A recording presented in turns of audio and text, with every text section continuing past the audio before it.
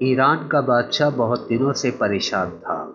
یوں تو ہر طرف خوشحالی کا دور تھا، مگر بادشاہ کی پریشانی کی وجہ اس کی اکلوتی بیٹی ثنا تھی۔ ہر باپ کی طرح بادشاہ بھی اپنی بیٹی کی شادی کر کے اپنے فرض سے سبکدوش ہونا چاہتا تھا، لیکن شہزادی ثنا نے بھی عجیب اعلان کر رکھا تھا کہ جو شخص اس کے سوالوں کے درست جواب دے گا وہ اس سے شادی کرے گی۔ آس پاس کی ریاستوں کے کئی شہزادے آئے مگر ناکام لوٹ گئے۔ اس ملک میں نوجوان طالب علم بھی رہتا تھا، اس کا نام اعظم تھا۔ اس نے اپنے والد سے کہا کہ وہ بھی اپنی قسمت آزمانا چاہتا ہے۔ اعظم کے والد استاد تھے اور کئی برسوں سے لوگوں میں علم کی روشنی بانٹ رہے تھے۔ ملک فارس کا وزیر اعظم، بڑے بڑے درباری اور شہر کا قاضی بھی اس کا شاگرد تھا۔ باپ نے بیٹے کی خواہش دیکھی تو بولے، بیٹا اگر تو ناکام لوٹا تو تیرا کچھ نہیں جائے گا، لوگ کیا کہیں گے کہ استاد کا بیٹا ناکام ہو گیا۔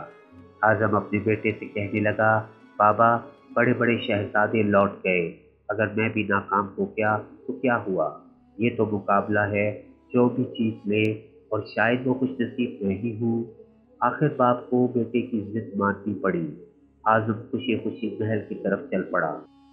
شہر بھر میں یہ خبر جنگل کی آگ کی طرح پھیل گئی کہ ایک عالم کا بیٹا قسمت آزمانے محل میں چلا آیا ہے۔ مقررہ وقت پر محل لوگوں سے کھچا کھچ بھرا ہوا تھا۔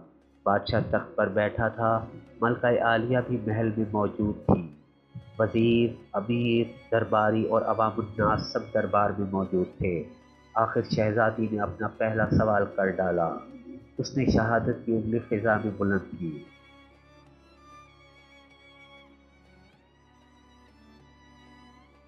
اعظم نے کچھ دیر توقف کیا اور پھر شہادت والی انگلی کے ساتھ والی انگلی بھی فضا میں بلند کی۔ یہ دیکھ کر شہزادی مسکرا اٹھی اور ملکہ عالیہ بولی، شاباش اے نوجوان، تم پہلا مرحلہ کامیابی سے طے کر گئے ہو۔ دوسرے سوال کے لیے شہزادی کرسی سے اٹھی اور ہاتھ میں تلوار لے کر ہوا میں چلانے لگی۔ کچھ دیر بعد وہ دوبارہ اپنی نشست پر آ کر بیٹھ گئی۔ بادشاہ سمیت ہر درباری کی نظر اعظم پر تھی۔ اعظم کھڑا ہوا اور اپنی جیب سے قلم نکال کر فضا میں بلند کر دیا، شاباش اے نوجوان، ہم خوش ہوئے، یہ جواب بھی درست ہے۔ ملکہ عالیہ کی آواز دربار میں اٹھی۔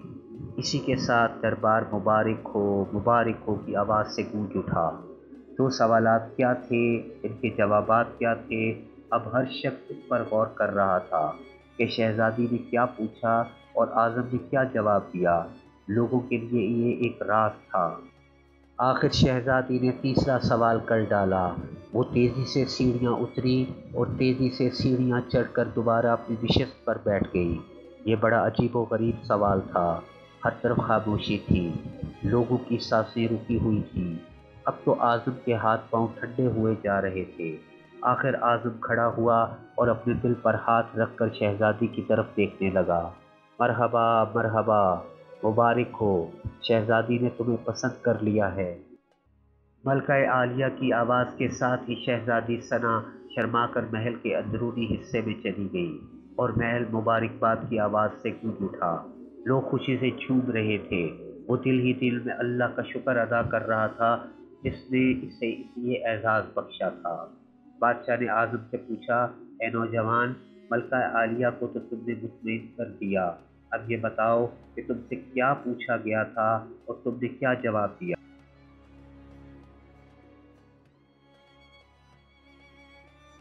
اگر تم نے ایک بھی غلط جواب دیا تو تمہاری گردن مار دی جائے گی۔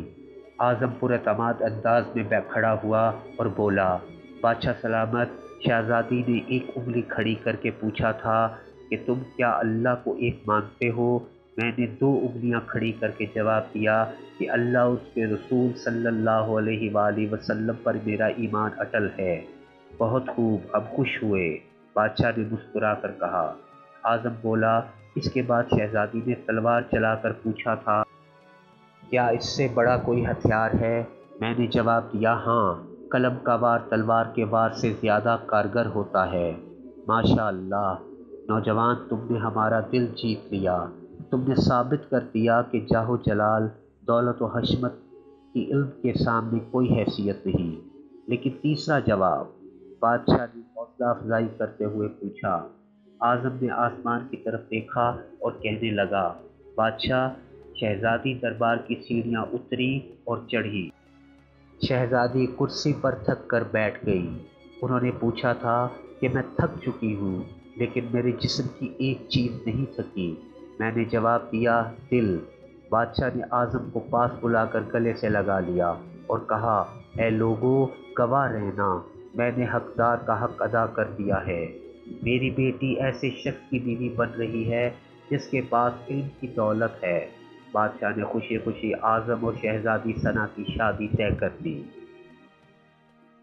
ایسی ہی دلچسپ سبق آموز کہانیاں اور قصے سننے اور دیکھنے کے لیے ہمارے چینل کو سبسکرائب کریں اور بیل آئیکن کو دبا دیں۔